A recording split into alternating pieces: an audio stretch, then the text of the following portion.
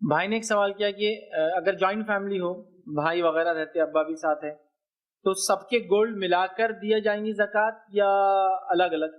या इसको ऐसा भी लें हम, जॉइंट फैमिली और बिज़नेस एक हो, सोना ही क्यों लेते हैं हम? बिज़नेस एक हो सबका, तो इसमें कैसी ज़कात दें? तो याद रखिए, ज़कात के लिए मिल्कियत, मालिक होना शर्त है। जिस चीज़ का मैं मालिक हूँ, उसकी ज़कात दी जाएँगी। ये बात मैं क्यों कह रहा हूँ? बहुत सारी बार हिंदुस्तान के माहौल में सोने के ताल्लुक से बड़ा मसला होता है।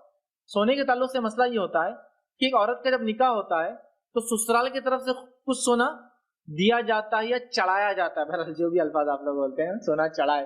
अब चढ़ाए बोलते हैं लगता है कोई तो भी जानवर है, मतलब कोई मतलब देवी देवता या कुछ होता है ना, इसको भग मांगता चढ़ाए, मतलब ऐसा अजीब वगैरह। बहरहाल चढ़ाते या देते, जो भी टर्म्स यूज होता है, तो देते हैं।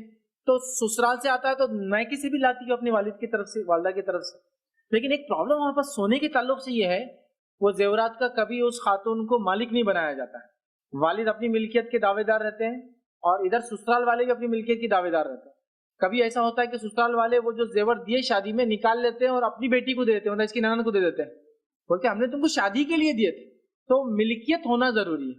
तो समझ लीजिए, अगर आपकी ज्वाइंट फैमिली में सोना मिल्कियत है, मतलब डिफाइंड नहीं, अब्बा का सोना मतलब अम्मी के लिए जो उन्होंने किया, ये सोना भाई का है, मतलब भाभी के लिए जो ला, ये सोना मेरी बीवी का है और वो मालिक है उस सोने के। तो अगर हम मालिक है तो ये मुश्तरका सोना नहीं, अलग अलग है, सबको निसाब तक पहुंचना है, इसलिए कि सबकी मिल्कियत अलग है।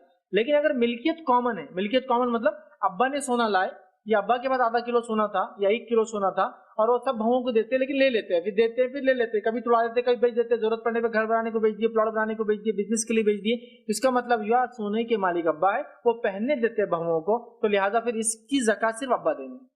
लेकिन अगर वो बोलते मेरे में ताकत नहीं देने की, तुम सब मिलके दो, तो सब मिलकर भी वो ज़कात चुका सकते हैं। तो डिपेंड है मिल्कियत पर, मालिक कौन है उस सोने का, मिल्कियत के एतबार से ज़कात का मामला होगा। तो अगर आपके घर में भाई की मिल्कियत डिफाइन है, बड़े भाई की, छोटे भाई की, अम्मी की, अब्बा की, तो फिर यहाँ मालिक के एतबार से समझा, मिल्कियत के एतबार सबको देना है, मुश्तरका नहीं। लेकिन अगर सोना कॉमन है, जो अब्बा ने दिया सबको पहनने के लिए और वो पहनते हैं, तो जाहिर सी बात है फिर सब मिलके उसकी ज़कात निकालेंगे और कॉमन गिना जाएगा। यही मसला हो सकता है जब फैमिली बिजनेस हो, डिफाइंड नहीं, मतलब सब एक गले बैठते हैं, सब उससे फायदा उठाते हैं, लेकिन किसी एक का नहीं है, तो ऐसे मामले में भी ज़कात मुश्तरका दी जाएंगी, मतलब पूरे बिजनेस की ज़कात बिजनेस से निकाली जाएंगी, कोई एक फर्द से नहीं। मिसाल के तौर पर कंपनी अकाउंट है, उसमें पैसा होता है, कंपनी की ज़कात काउंट हुई कि भाई कंपनी जरा 2, 4, 5, 10 लाख निकल रही है, और वो ज़कात कंपनी के अकाउंट से लेके दे दी गई सबकी तरफ से। जबकि कंपनी मुश्तरका है, डिफाइंड नहीं है, अलग अलग किसी के वो नहीं है कि भाई इनका इतना, इनका इतना है, सब आते भाई, सब बैठते हैं, सब गले बैठते हैं, जरूरत पड़ने पे सब अपना अपना निकाल लेते, लेकिन मिल्कियत डिफाइंड नहीं है। अब्बा चलाते नहीं, हालांकि वो मालिक है ऑन पेपर। कभी ऐसा भी होता है हमारे माहौल में, हिंदुस्तान में हम लोग टैक्सेस बचाने के लिए मिल्कियतों को बांट देते हैं, जैसा कि घर बीवी के नाम पे ले लिया, लेकिन एक्चुअल बीवी को दिया नहीं, नाम पे लिया। क्यों? ताकि टैक्स बचाए। तो यहाँ मालिक वो आदमी होगा जिसने वो घर लिया एक्चुअली, जिसके नाम पर है वो मालिक नहीं हुआ, तो लिहाजा ज़कात कौन देगा? जो उसका एक्चुअल मालिक है, नाम पर किसके, उससे नहीं। जैसा कि बीवी को शौहर ने जेवर दिलाया, लेकिन क्या बोला कि बेगम जब जरूरत पड़ेगी मैं ले लूंगा ये, तो मालिक बीवी नहीं हुई, मालिक शौहर हुआ। बीवी कब मालिक हुई? जब उसको मुकम्मल इख्तियार हो खरीदने और बेचने का, लेने और बदलने का, वो हुई फिर मालिक। समझ रहे आप?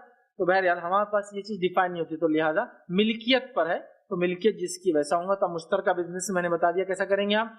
सोने का भी बहरहाल ऐसा हो सकता है, डिपेंड नहीं है मालिक पे। लेकिन अगर मिल्कियत सबकी अलग अलग है, बिजनेस कॉमन है, लेकिन भाई के 50% शेयर है, एक भाई की 25 है, अब्बा के 5% है, तो फिर वो परसेंट के हिसाब से ज़कात दी जाएंगी। लेकिन डिफाइंड नहीं है, सब एक ही गले बैठते हैं, खाते हैं, पीते हैं, निकालते हैं, तो फिर बिजनेस से ज़कात निकाल के एक साथ इंशाल्लाह मुश्तरका दी जाएंगी। याद रखिए।